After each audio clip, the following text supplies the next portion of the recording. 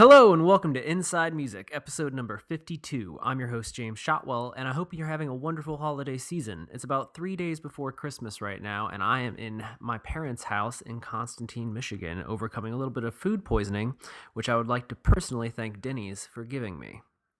On this week's episode, I am talking with MC Lars, who just released a wonderful new album called the Zombie Dinosaur LP back in November. And if you are not familiar with MC Lars, it's really about time you hop up and get familiar. There's something about MC Lars' music that's really hard to describe. He calls it nerdcore rap, and I guess to an extent that's right. He has a lot of themes that relate to nerd culture. There's songs about The Simpsons and dinosaurs and astronauts and space and books and famous authors and all of that. But beyond that, what Lars is doing with his music is one of a kind. He is taking the idea of hip-hop and forging it into new territory. And this has been what he's done his entire career. He's taken something that is beloved around the world and tried to find a new way to do it that will keep people engaged with music. And I think he's doing a fine job. Lars and I have known each other for a number of years now, but it's been a long time since we've had a chance to really sit down and have a lengthy conversation like the one you're about to hear. We go over the new album, the inspiration behind it, where Lars hopes to be in the new year, and of course, we fit in a little talk about the new year and the holidays. Before we get there, however, I do want to tell you a little bit about our sponsor. This week's show is brought to you by Holix, the internet's leading promotional distribution company. What that means is that Holix helps record labels, independent artists, and publicity firms around the world share music with journalists and other music industry professionals ahead of its release without the fear of piracy or leaks. Should leaks occur, Holix has the tools needed to help combat piracy for as long as you're a member of the service. For more information on Holix and access to a free 30-day trial, visit www.holix.com. That's www.holix.com. I also want to tell you about our Twitter account. If you like the show, and I hope you do, you should follow us on Twitter. Our Twitter handle is @InsideMusicPod. That's Inside Music Pod. Follow us on there and also read our blog, Holix Daily, HAULIX daily.com. That's where we post every new episode, and it's also where we post a lot of information to help aspiring music journalists as well as aspiring musicians better navigate the music industry. Now, this is not going to be the last podcast of 2015, and we've been fortunate enough to have a lot of requests come in to appear on the show, and I'm hoping that next week, right before the new year, we will have episode 53 for you. I can't tell you who the guest is just yet, but I think you're going to love it. For now, sit back, listen to a little bit of music from MC Lars' new album, and then enjoy my conversation with Lars. Thank you so much for listening, and have a wonderful holiday season. Where you been, Lars? Where you been? Where you been, Lars? Where you been? Where you been, Lars? Where you been? Where you been, Lars? Where you been? Where you been, Lars? Where you been? Where you been, Lars? Where you been? Where you been, Lars? Where you been? Where you been, Lars? Where you been? I've been touring everywhere just to bring those joyful smiles on a 4-year-long mission. Guess this album took a while. Been to Auckland, been to Glasgow, been to Anchorage and back. Now I rock a North Face jacket and a brand new Ace cap. I've been at it for a decade, can't believe I'm 32. Or how much of what I said on Download This Song came true. I answered every single question on my Reddit AMA, and for 17 whole minutes it was up on the front page. I dropped an introspective album not a lot of people liked, but I felt a little better when my dad said it was tight. Right? I played Carnegie Hall. I hooked up with them because one of my artists on my label was in a band called Coed in Cambria, and they repped his side project. It was called Terrible Things. So I kind of got connected to them through him, and they're good. How do you know those guys? Well, I know Josh. Josh used to write for Under the Gun Review way back in the day. He was actually like the first other blogger I ever met. Like, someone introduced us a long time ago. He had a different website, and then he wrote for Under the Gun for a while. And then when Ray was looking for new publicists, he came around and actually took 2 people from Under the Gun, Josh and this other guy named Dan. And so I've kind of got close to them through there. Plus, I knew Ray from Under the Gun too. So now we're just kind of a big family. That's cool, man. That's awesome. Yeah, they're some of my favorite people in music, probably. Yeah, it's interesting how so many people come and go, and Ray is one of those guys who's been doing this forever, Exactly. Ray has stories about working with Run DMC he can tell. I need to get him too. Yeah. Yeah, he has a crazy history in music. We're going to have him on the show eventually. I keep telling him that I'm going to need like 2 or 3 hours because he has like Britney Spears stories I need to hear, just a whole run of stuff. Yeah, man, that's awesome. Were you a second ago? Were you talking about Weird Science when you were talking about someone on your label? Yeah. Oh, I love that guy. Josh is a cool dude. It's a whole nother conversation. Yeah, it's so inspiring how he's gotten sober and done so much. That rejoined Coheed and just really shown that like there's redemption, with addiction, and that's like. It's amazing. Well, I'm happy that you're on the show, man. I wanna talk to you about this new LP. I feel like you and I see each other like 3 times a year. It seems like at various festivals and conferences, and we never have more than like 30 seconds to talk. So this is kind of nice. Cool, man. Well, let me know when we're recording. Okay. Yeah. Well, we'll basically start right about now, and I'll kind of edit it as we go. If we need anything post-rest, so we'll just talk through. All right. So yeah, man, where are you at today? I am back home in the Bay Area. I was on tour pretty much most of the fall and summer, and I live near San Francisco right now. Are you done for the year? Yeah, I have. I'm doing a teaching thing tomorrow, and then I have a New Year's show. But otherwise, I'm done touring for the rest of the year. That's awesome. Yeah, it seems like everyone I talk to right now is kind of in that place where they like have a holiday show maybe, and that's pretty much it. It's just, I found, in doing this for 12 years, I don't really like touring in the snow in the winter. We had a bad accident once, MC Frontalot and I, and I kind of like, it's not worth it, and also people don't really go to shows in the winter as much. Yeah, especially the closer you get to the holidays.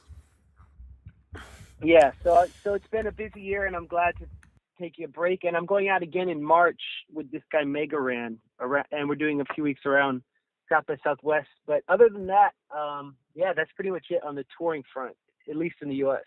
I feel like the year you stop going to South by will have to be the year I stop going to South by, because I see you there every year, and it'll be weird to not run into you. Yeah, you're not going this year? No, I am. I'll be there, man. I got a panel this year. Oh, cool. I'll have to check that out. Yeah, we're doing a panel on piracy. Actually, Ray is on it. Wow. There you go. Small world. Full.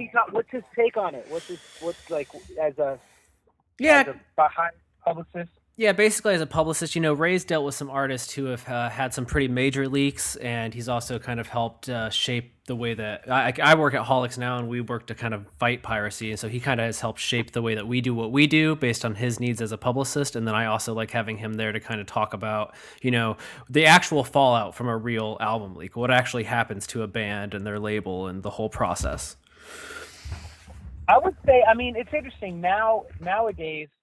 It seems like the chic thing to do is you say, I've got an album coming out, and it comes out like Thursday, and then you say it on like a Tuesday, right? Like Earl Sweatshirt did that, and I think it's like now having an album leak. I don't know. I feel like there's not this 3-month, 4-month lead time, right? Like I would imagine it's less common, and maybe a good thing now. Yeah. What would you say? I think it just depends on the genre. I think that there are some areas where there are still some pretty big leak problems. I haven't seen too many big ones this year. There's been 1 or 2 that were like 2 months early that I saw come out, but for the most part you're right, like they were getting a lot tighter. I think the idea of the last minute album announcement is great. Like I really love that about hip hop this year. Like I feel like, especially at the beginning of the year, it felt like everyone was going to do that. There was like that 6-week period where there were like 4 unannounced albums, and then it kind of dropped off.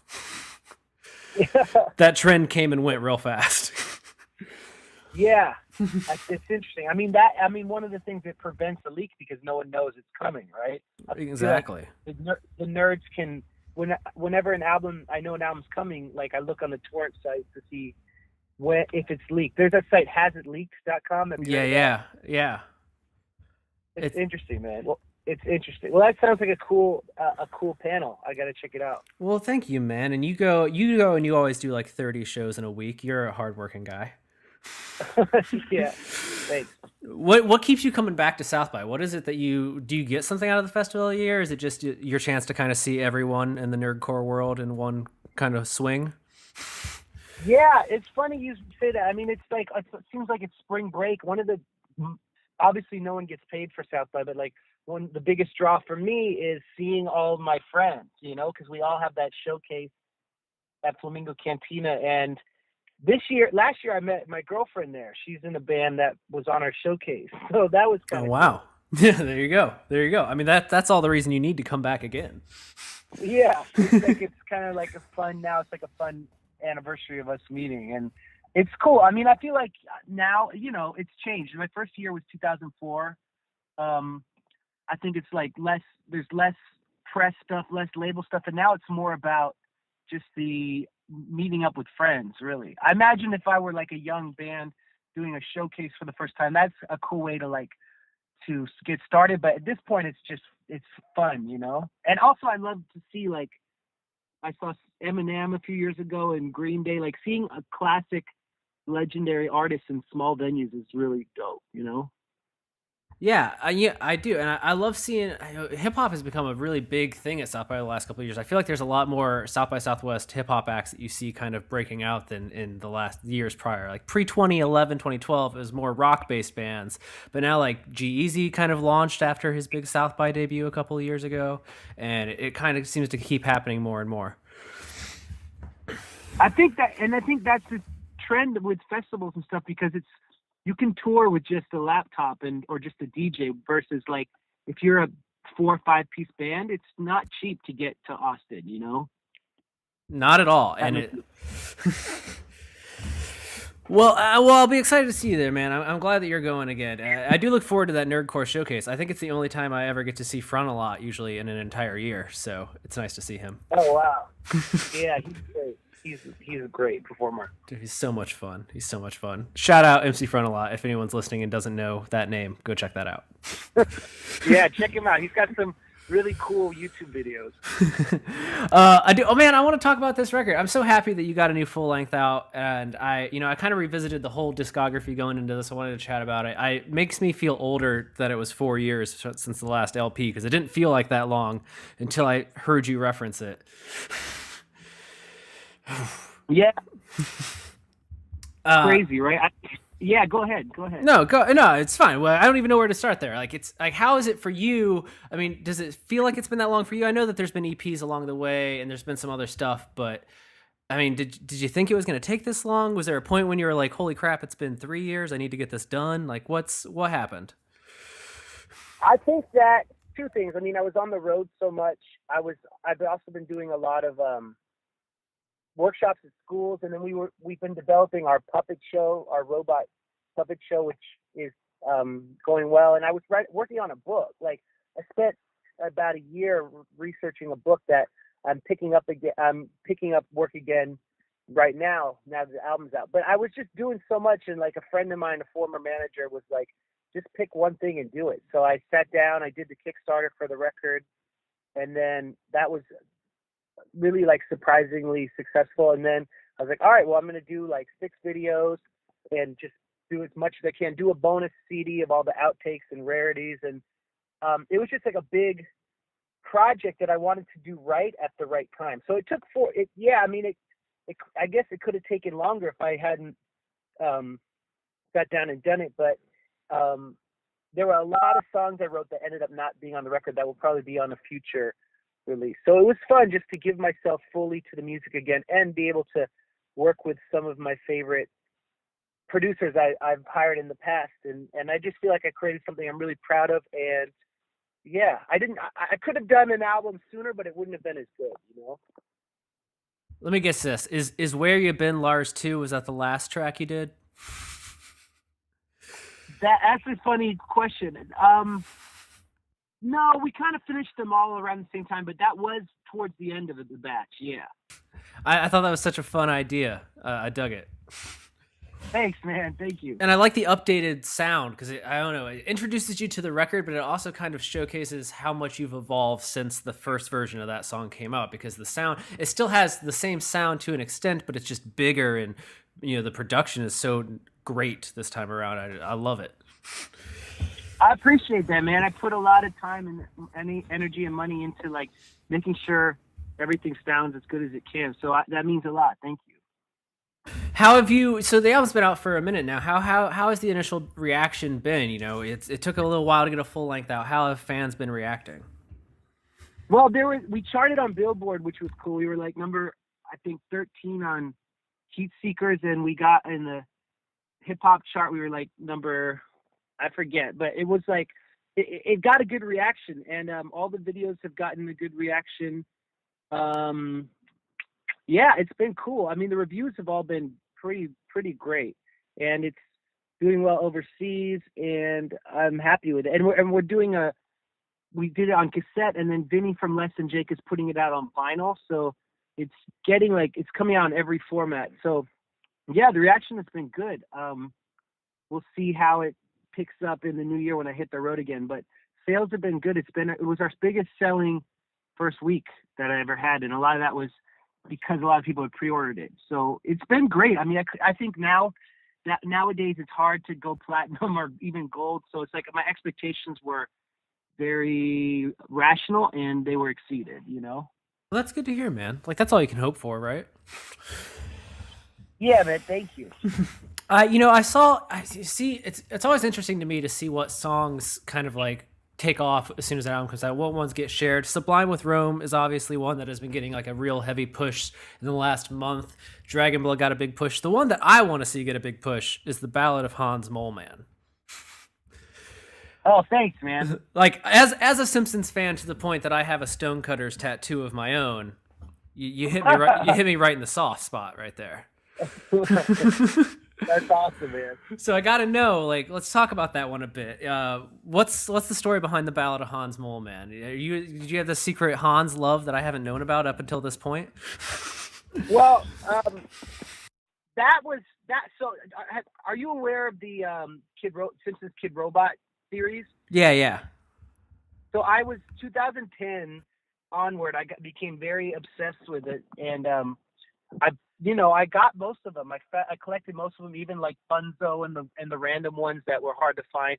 I got them on eBay, and I got really into like trading them and selling my duplicates, and it just became really, it was like a fun hobby of mine. And I realized the one that was really hard to get was Hans Moleman, and I looked online, and it's like $200 on eBay, and it's very hard to get him. So I thought it would be funny to I was thinking more about him, and I was thinking like he's such a weird character that why would his figure be so rare, And so I was thinking about why people love him so much, and I think the reason people love him is he's ultimately very inspiring, because horrible things always happen to him, but he always comes back and always is a hero, kind of like my career.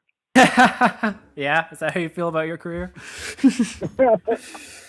I've been run over and crushed and forgotten, but I keep coming back. So it's kind of like that's the theme of the album, is really the survival of the underdog, like Game of Thrones, the Daenerys Targaryen song, and Zombie T-Rex is and Hipster Mom that's the theme of the underdog survives, and I think Moleman is a great metaphor for that.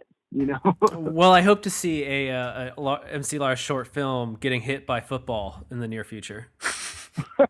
Yeah, it'd be a hit. Yes, just you could make it a Vine, and it would be fantastic.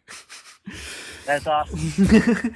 I actually have seen that figure. And I collect Simpsons stuff too. I have tons of them around my house, including this Kid Robot thing. That Hans figure is so ugly that's the only reason I can think that it's so popular. It is such a weird design. I think it's hard.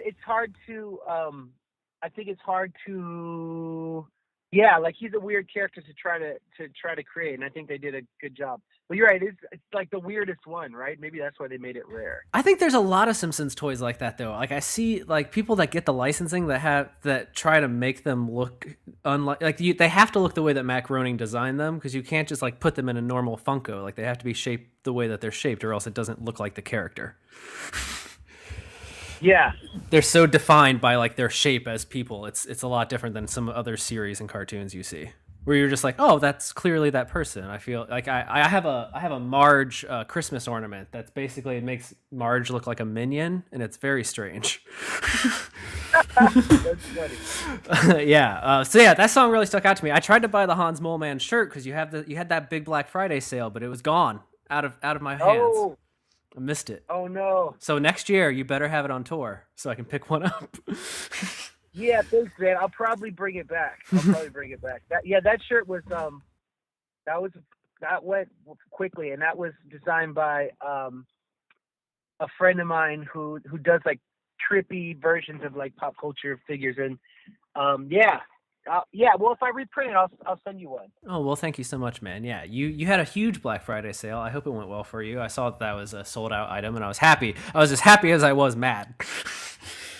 Thanks, man. That shirt, that's like where I always liquidate my extra stuff, and it's always fun because I know like people. It was my 5th or 6th annual one, and people wait all year for that, and then click enter as soon as it goes live. But yeah, I'm gonna bring that shirt back. I've always wanted to do like a Simpsons themed mixtape or EP.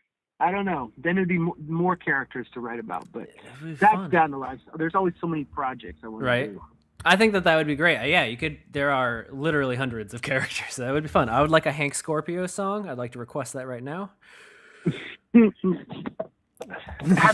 see the Halloween episodes? Yeah. I thought the one where Lisa gets scared at the haunted house, that was great. And it was funny how they kept referencing that it wasn't a normal Treehouse of Terror. Yeah, I love that. That was great. And yeah, the Lisa thing was great and relatable because I was basically that child. I was the child who was like, I can take this, and then screaming and in a ball. and the crybaby alert. Yes. At the that was like lifted out of my life as like what I feared was going to happen in that moment. It was so perfect. Yeah. Okay. Back to the record. I want to talk about the album art. I love the 2 different covers. The instrumental cover is obviously incredibly badass. So what's the story behind them? Why 2 covers and where do they come from? So the instrumental, that was by a designer from Mexico. His company is called Juan and Diego, and I got in touch with him because he did the designs for a band called Leftover Crack, and I just thought I liked the metal style. So that was actually the kids who ordered it on Kickstarter, they got shirts with that, and then on the back was Gothic letters. It says the Zombie Dinosaur LP. So I love the art so much I wanted to like use it, and I thought it would be kind of a cool companion to the album, but my album art is based on that dinosaur. Like I kind of redrew his version and made it color and had the Golden Gate Bridge and stuff like that. But I think like I always find it fun to do like bonus exclusive stuff because that instrumental album isn't on iTunes or isn't on Spotify or anything. It's only for people who pre-ordered it or go to my Bandcamp page. So yeah, and it's the first time I've put out instrumentals and the acapellas alongside the album, and people have been doing cool remixes and stuff, which has been fun. Yeah. Well, you think maybe you'll just do a remix EP at some point?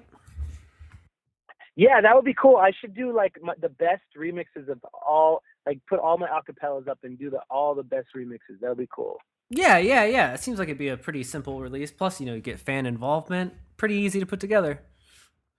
Yeah, man. And I think that like it's interesting how easy it is to make great beats now. You know what I mean? Like if you have talent and you're focused, it's very easy to make great stuff. So it's cool. I always love giving young producers a shot and giving them promotion. Like there's some of the beats I collaborated with people with on the new record, like Never Afraid I worked on that beat with this guy Samurai, who's a Portland producer, and then this guy Jordan Katz, who did some of the beats. He's a LA producer who worked on the new De La Soul record, and he's awesome. So I always love collaborating. And the amazing thing about the internet is you can send stems quickly. You can send your parts.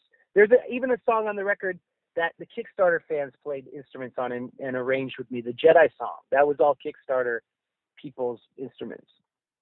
That's crazy. How did you put that together? So I did the drum pattern, and I sent them chord charts of what the song was, and then they sent me like their horn parts and piano parts, and then I edited it together to make it seem like a song.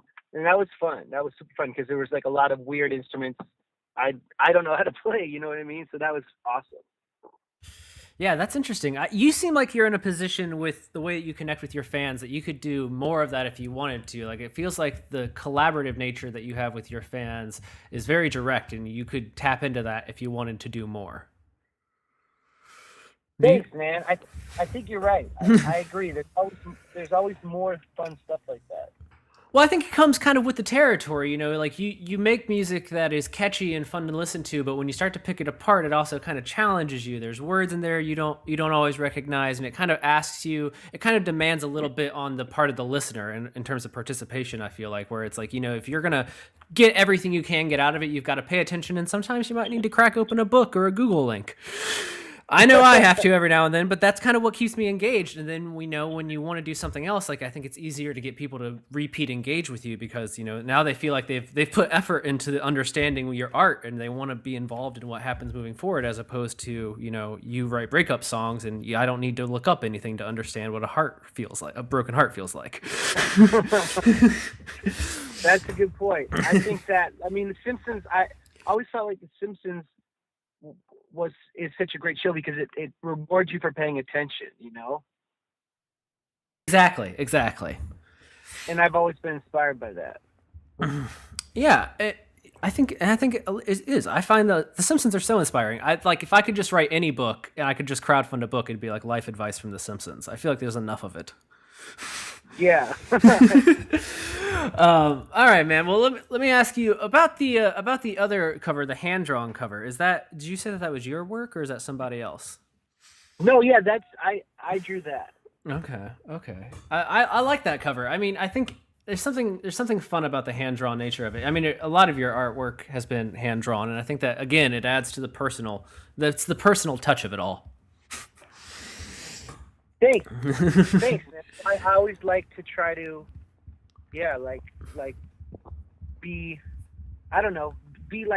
control every aspect of it. You know what I mean? Mm-hmm. Let me ask you something. Let me ask you something that's been on my head all day, actually. Do you ever think back to download this song and blow your own mind with how accurate you were? That's a good question. I was thinking about that the other day. That kind of, I predicted a lot of things that happened. I remember that song did well in Australia, and I was doing an interview, and I was talking about just how things were changing, and the guy was very, very combative, saying, "Oh, well, you're only saying this because a company's paid you to do it, and blah blah blah, and you don't actually believe this." And I was taken aback because it was I did that record independently, and we had no label, and it just kind of caught on organically down there. And it was just interesting to see someone to talk to.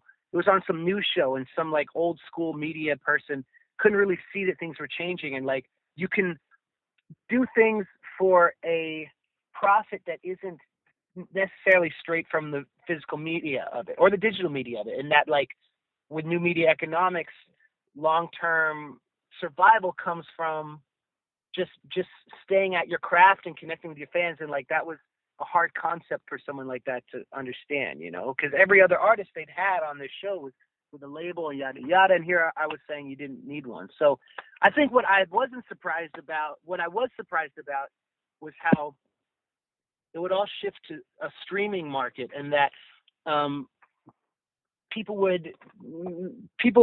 that artists would there's a lot of controversy around whether Spotify compensates artists well enough. And that was surprising that I didn't foresee that. I thought it would all go to an era of downloading. We'd have infinitely big hard drives and we'd have uncompressed files, but the whole cloud thing kind of was surprising. But it that reflects what I said. Music was a product, now it is a service, and everyone now pays for these services. So that was accurate, I guess. Yeah. I think about it sometimes. That's just a song that I got asked to guest DJ at one of those emo nights recently, and so I've been kind of digging back through the mid-aughts, and that was a song that I came back to, and I was just like, damn, this, it still applies today. If it came out today, for the most part, other than maybe a reference or two, it would still play and be spot on. Thanks, man. Speaking of which, Jarrett Reddick was on that track with you, and you're going to the UK with them in February. Is that your first tour of the new year? Yeah. That's my first tour of the new year. You've been friendly with those guys for a while now.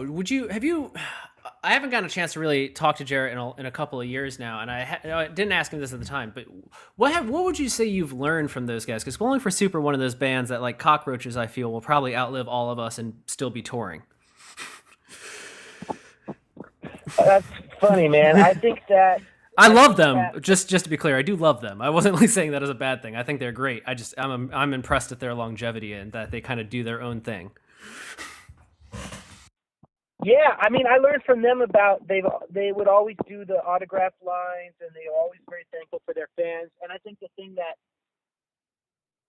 two things that have really they owe their longevity to are their great songs, and live they sound so great, and they're so tight, and like they're very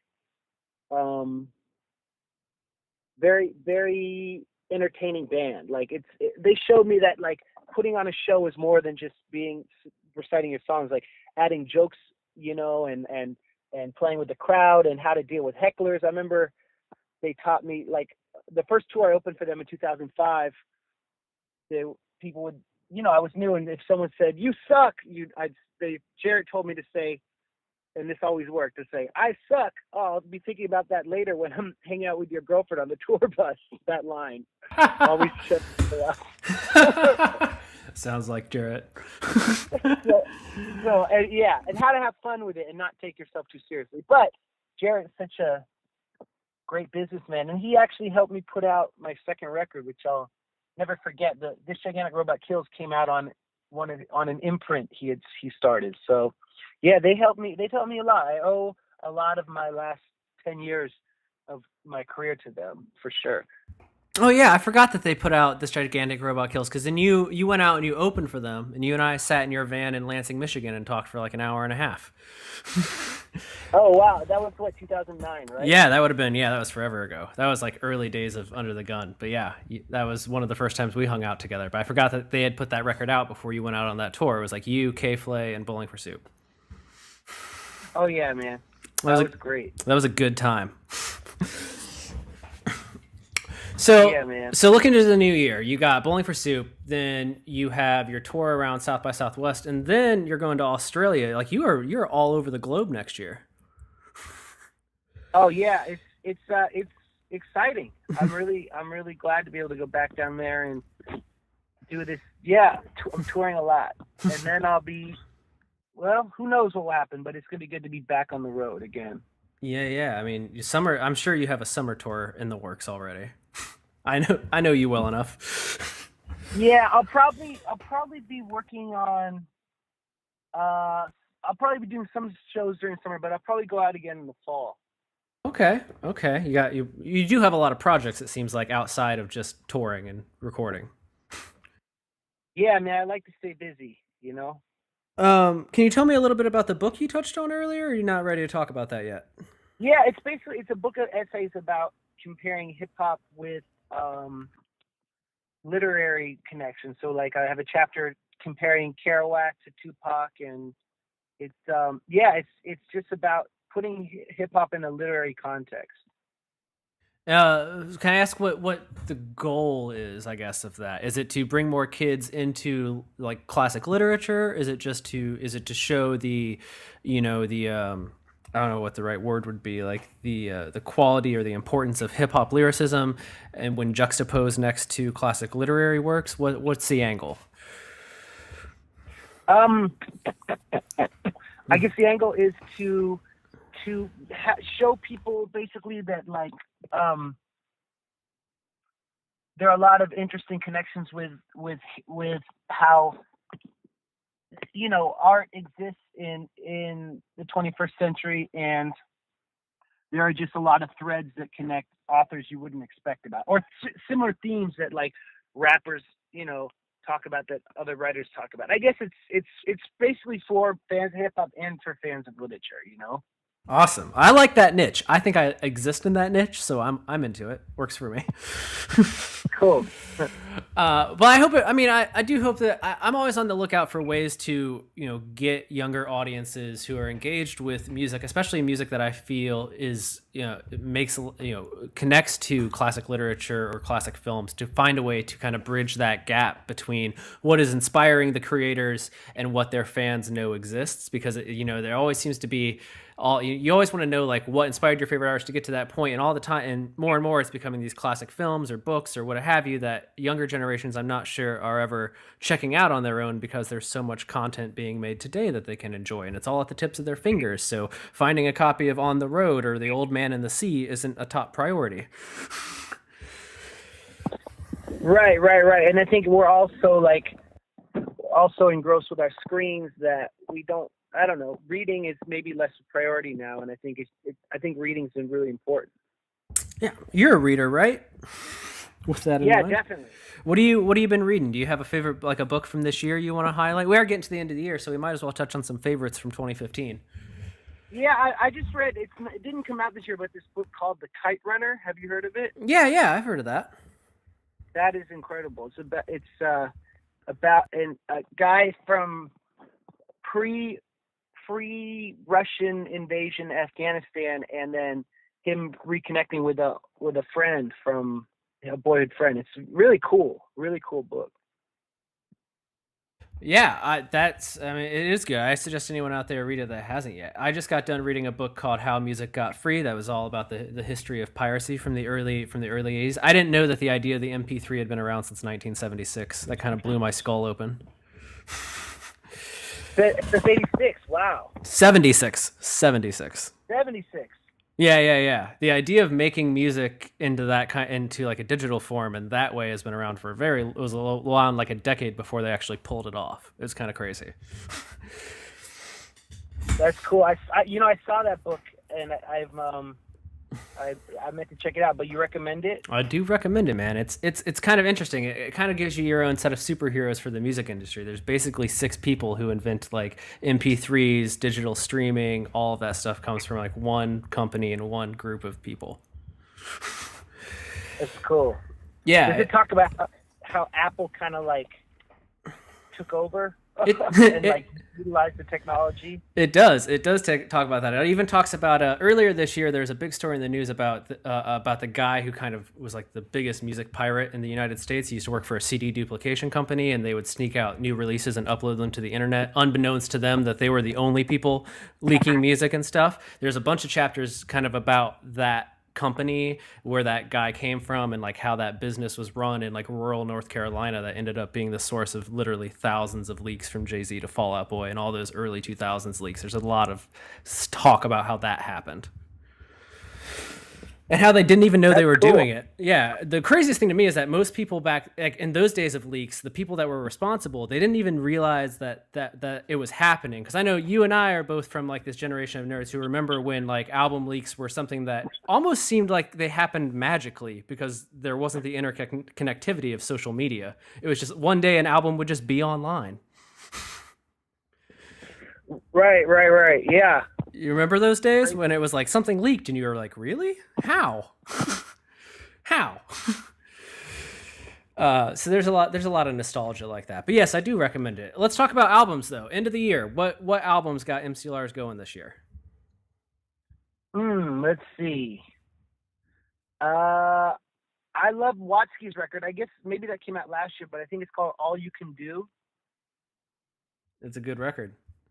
Yeah, that's dope. That was dope. Well, I'm trying to think what else was great this year. Well, I've always been a big Insane Clown Posse fan, and they did a double album that they did the second part of this year, which is kind of like a allegorical album about like fate and decisions, and I thought that was cool. I mean, like it's incredible how long they've been going in. That album is cool, and it sounds really good on vinyl too. I like that. I respect your appreciation for Insane Clown Posse. I respect anyone that has like has an artist they love that kind of falls into that category of not everyone gets them, and they're vocal about their appreciation. So I dig that. And plus, being from Michigan, I get the okay. I get the ICP thing. Yeah, man. It's just impressive how they've just gone so long and how they always do cool stuff. I always wonder if kids get I always wonder what the young audience for ICP is like these days. Because when I was a kid, like when I was younger, everyone would ask me if I'd heard The Great Malenko. Like that was an album that like everyone had heard or at least knew of, and it was like a controversial thing for kids. But these days, I wonder if when ICP releases new music, if they're kind of going after the Juggalo family that already exists, or if there are a lot of like 12 and 13-year-old kids just picking up the new ICP record and falling in love with them. That's a good question. I think that, I don't know. I mean, I feel like they're kind of like the Grateful Dead in that, like, a lot of kids who are into them now, it's because their parents are juggalos, right? And, like, they're such a big thing on the cultural landscape. And then there's young kids who like them, ironically, because it's, like, just the joke of, you know, the whole thing is so ridiculous. So I think that, like, I don't know. I feel like they're definitely not on the forefront of anything popular, and I think kids now who like them because it's maybe their older brothers or their parents are into them. But I don't think it's like, I don't know. I remember what was so cool about The Great Malenko was that it was so shocking and so different and so kind of underground, and now it's like they're very mainstream. And I imagine kids look at them kind of like maybe we looked at Alice Cooper. Oh, that makes sense. He was cool, but it wasn't like super relevant or super on the cutting edge, right? Yeah, he was clearly like a symbol of something that was cool, but didn't necessarily, appeal to us directly at first. But I think you're right about that kind of generational thing, because if you're a part of that Juggalo family world, I assume that it gets passed on, just like my dad's love of Bob Seger got passed on to me. Way less cool than ICP. Yeah, but it's part of the cultural landscape, you know? Yeah. And plus they have The Gathering, which always brings out a ton of people, and I'm sure that that's a good way for people to introduce new fans. Yeah. I wish another cool thing. Go ahead. Another cool thing is that they've hooked up so many people with like Vanilla Ice and other old school artists. They kind of give them a platform for the Juggalos. I think that's cool. I wish that there was a gathering for like nerdcore fans, because I feel like the digital strength of the nerdcore community is always strong, but I always feel like there is a lack of community in the physical world, if that makes sense. And I wish there was a way to kind of better that. That's a good point. I feel like if we had a label or some sort of like, back when it started, some sort of like unifying source, yeah, we'd have that community. But everyone back in the day, we're all really determined to do our own thing. Like, I mean, I toured with Fun a lot, of course, but like, since we built all these things on our own on the internet, we were really like not trying to collaborate, and there was so many people, so much people dissing each other and blah blah blah, and everyone who was a fan of nerdcore was also trying to make nerdcore music, and so I just don't think it ever had that, like, I don't know, it was a different kind of model.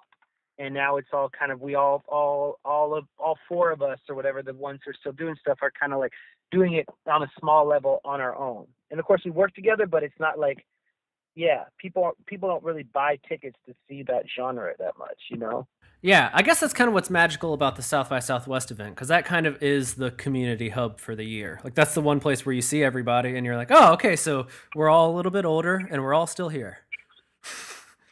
We're all still doing it. Yeah, we're all still doing it. Have you met some young up-and-coming nerdcore rappers? Like, are kids giving you their demos out on the road?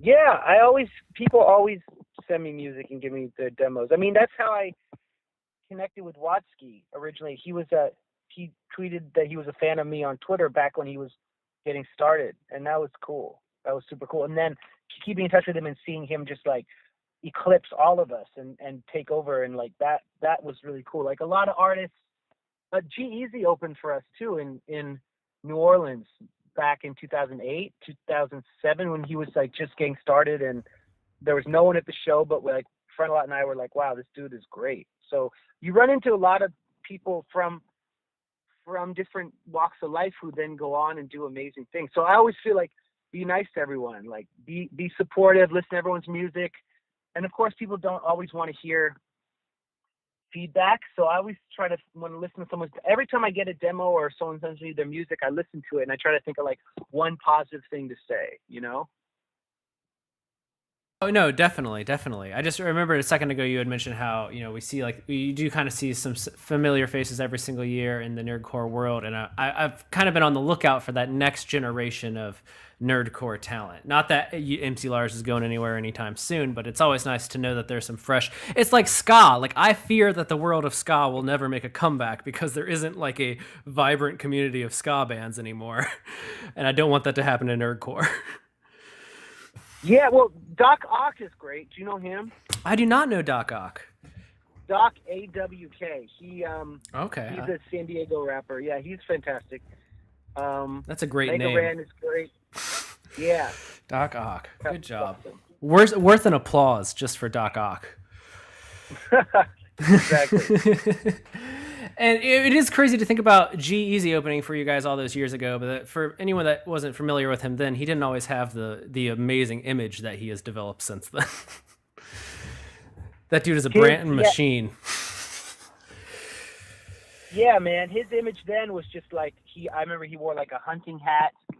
Yep. Elmer Fudd hunting hat, and like he was kind of like stoner rapper guy, and then he did the 50s thing, and that kind of like worked really well. Just clicked. Yeah. It's crazy when you see those artists when they're younger, and then you watch them kind of find their image or find their brand or whatever you want to say it, and then things just kind of almost change overnight. You can just kind of feel them get on a different path, and it's like, oh, you cracked the code. But we knew he was such a great performer. That was the thing. We're like, this dude's going to do well. And I remember Frontlot was like, the other day, like last year, Frontlot was like, hey, whatever happened to that guy G-Eazy? And I'm like, have you looked at the internet? Look, he's like huge.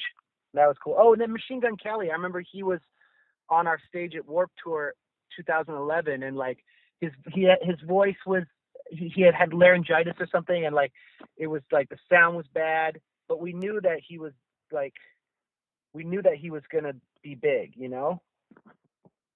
And G-Eazy, for those listening, is about to sell twice as many copies as Rick Ross his first week out with his new album. Wow, which is insane. Yeah. He's gonna outsell Kid Cudi and Rick Ross in first week without streams added in. He's gonna do 100K this week. That's great. Yeah. Talk about people not selling a lot of albums anymore. Yeah, that's cool, man. That's amazing. It's crazy. It speaks to the power of building a dedicated audience. But I mean, I'm happy to see how your album's doing, dude. Because as great as those other people's records are, you know, you and I have been people that have you and I have been in touch almost since I got into the world of writing, and I just left under the gun, and I'm moving on to the next part of my career. But I always kind of base where I'm at in my career by who's still around from when I got started.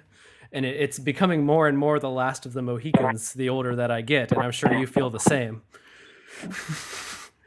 Yeah, it's like the question with what I do. It's like, do you really want to be in a band 5 months a year? Because that's what it takes to like do this, you know. And I'm still, you know, doing it. I probably, you know, I won't be touring forever, but I'll always make music, and I think that's just it's cool to be able to do this so long, and I have no regrets and appreciate everything. I appreciate your support, and thanks for having me on your show, man. Oh, no problem at all, man. And I'm definitely we'll see each other at South by. It has to happen at this point. We've mentioned it so many times in this conversation. But I am a little jealous I can't see this Bowling for Soup tour in February. I'm sure it's going to be great. Well, I'm sure I'll be posting stuff. There you go. Well, everyone listening at home, MC Lars' new record is out right now. It's called the Zombie Dinosaur LP. You can buy CDs. Is there a cassette version too, right?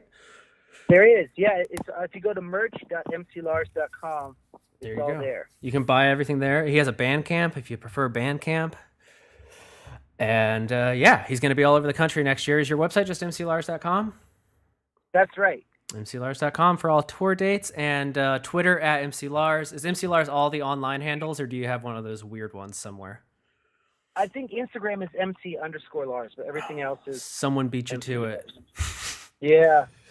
All right. Well, there you go, everybody. And you got anything else, Lars? How about anything else? Any holiday wishes or anything? This episode is going to actually come out probably on the 22nd, so just a few days before Christmas. So everyone's going to be like home with their families or traveling right now. So any holiday wishes to get out there? Yeah, happy holidays. Our new video for If I Were a Jedi, that would be hella awesome. That just came out. So check it out. It's my Star Wars song, and we got a bunch of like official Star Wars cosplayers and stuff like that. So check it out. It's out. I can't believe we went almost an hour and didn't even mention Star Wars. We are bad nerds. Yeah. And we all just saw the new movie. It's great. Yeah, and it was awesome. Or it was really terrible, and we're so mad that it was like Phantom Menace. Either one. And I can't believe Luke Skywalker died. I can't believe that he was Kylo Ren, and then he died. And he was killed by Finn, his daughter. Just start making them all up at this point. Yeah. All right, man. Well, I hope you have a wonderful day. Thank you so much for taking time to talk to me. I wish you all the best in the future. We'll see each other in about 3 months. I look forward to it, man, and thanks for your time, and I'll talk to you later. All right. Have a great day, dude. Bye. Peace. Bye.